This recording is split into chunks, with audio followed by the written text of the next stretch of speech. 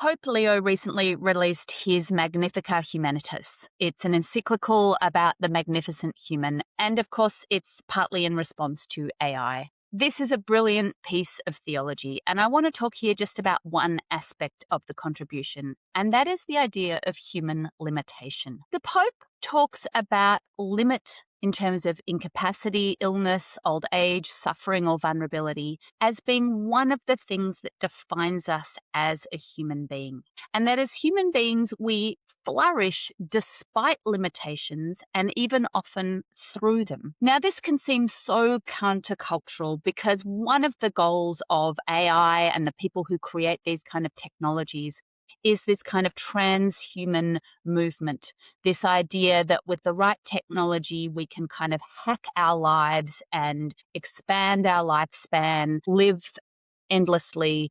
And this is kind of a vision of almost overcoming our humanity. And the Pope has flipped that on its head by talking about our limitations, our incapacities being the things that actually make us human. He talks about love and desire being formed, if you like, through trial and suffering. It is these things that mark us and shape us, our dreams and our disappointments. And that if we eradicate those, as some people with this technology want to, it eradicates the deepest part of our humanity. We cease actually being human. Now, he does talk, hopefully, that the Christian tradition also gives us a way of thinking of overcoming our own limits, of being transformed by God ultimately at the end. But he really rejects this idea that we can be more than human, because being human is a good thing.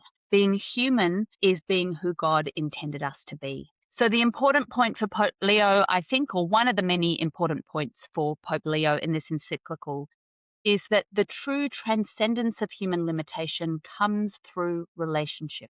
It comes not through enhancing our own self-sufficiency, but actually through relationship and reliance on one another. And it's in that community and that communion that we're actually transformed. If you've been reading the papal encyclical or you're someone who thinks deeply about AI and humanity, I'd love to hear what you're thinking about in this work. And follow us and like us, find the Wesley Centre on social media because we're going to be doing more work on this topic.